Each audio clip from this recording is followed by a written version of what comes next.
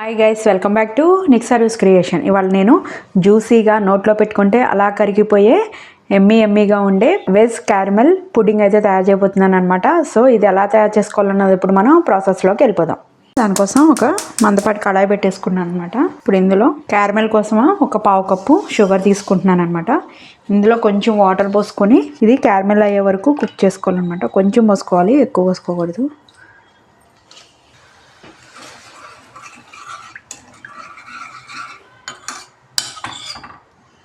చూడండి, ఈ విధంగా కలర్ మారుతున్నట్టు వస్తుంది అనమాట.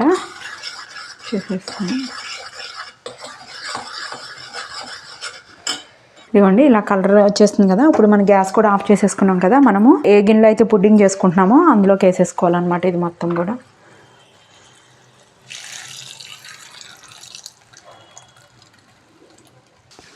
వేసుకొని ఇది ఈ విధంగా కొంచెం స్ప్రెడ్ చేసుకోవాలి.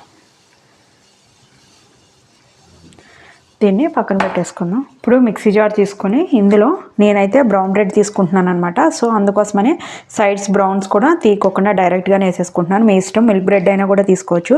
నేనైతే 5 పీసెస్ అయితే తీసుకుంటున్నాను అనమాట.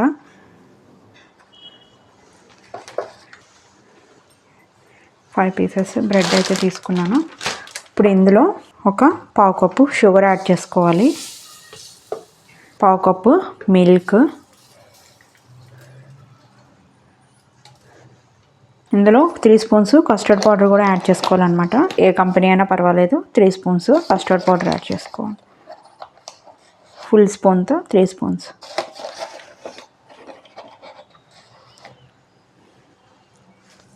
యాడ్ చేసుకుని ఫైన్ గ్రైండ్ చేసుకోవాలన్నమాట.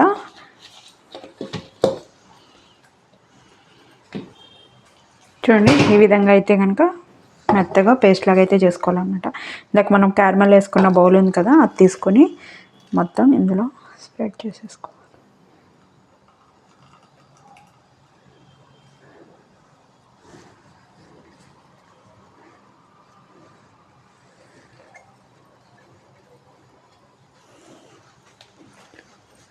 ఒక గిన్నెలో 1 గ్లాస్ వాటర్ అయితే పోసుకున్నాను అనమాట.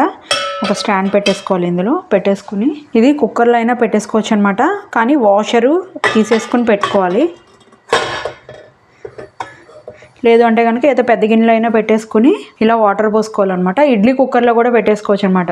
ఇడ్లీ ప్లేట్లు పెట్టుకోకుండా ఇడ్లీ కుక్కర్లో కొంచెం వాటర్ పోసేసుకుని కూడా ఈ విధంగా పెట్టేసుకోవచ్చు. ఇప్పుడు దీని మీద మూత పెట్టేసుకుని 20 మినిట్స్ దీన్ని ఉడకనివ్వాలి. ఒక 5 మినిట్స్ మటుకు హై ఫ్లేమ్లో పెట్టుకోండి. కొంచెం వాటర్ అవి హీట్ ఎక్కేసిన తర్వాత లో ఫ్లేమ్లో పెట్టేసుకుని ఇంకో 50 మినిట్స్ కనుక కుక్ చేస్తే కనుక ఇది కుక్ అయిపోతుంది. ఒకసారి చూసుకుందాం.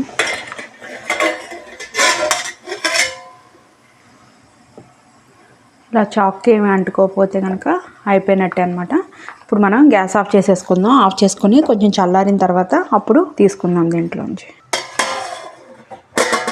చల్లారింది, బయట తీస్తాను అనమాట. ఇప్పుడు చాక్తో ఈ విధంగా మొత్తం కూడా ఇలా చేసేసుకోవాలి. ఇప్పుడు బౌల్ కింద పెట్టుకొని దీని మీద మూత పెట్టుకోవాలి.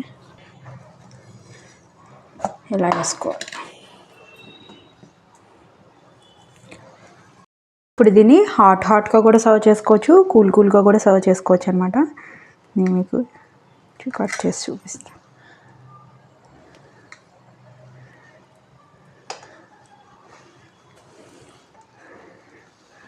సో జ్యూసీగా ఎమ్మీగా క్యారమెల్ వెజ్ పుడ్డింగ్ అయితే రెడీ అయిపోయిందనమాట. మీ పిల్లలందరికీ కూడా బాగా నచ్చుతుంది అనమాట. సో ఈ ఎమ్మీ డిష్ మీరు కూడా తయారు చేసుకోండి. వాళ్ళకి హాలిడే అప్పుడు చేసి పెట్టండి. చాలా హ్యాపీగా ఫీల్ అవుతారు అనమాట. దీన్ని ఫ్రిడ్జ్లో పెట్టుకుని కూల్గా కూడా సర్వ్ చేసుకోవచ్చు. టేస్ట్ ఎలా ఉందో నాకు కామెంట్ చేయడం అయితే మర్చిపోకండి. మీరు కనుక ఫస్ట్ టైం నా ఛానల్ చూసినట్టు సబ్స్క్రైబ్ చేసుకోండి. ఇలాంటి మరికొత్త డిషెస్ కోసం బెల్ బటన్ ప్రెస్ చేయడం అయితే మర్చిపోకండి. ఈ వీడియోని మీ ఫ్రెండ్స్ అండ్ ఫ్యామిలీ మెంబర్స్కి కూడా షేర్ చేయండి. Thank you guys.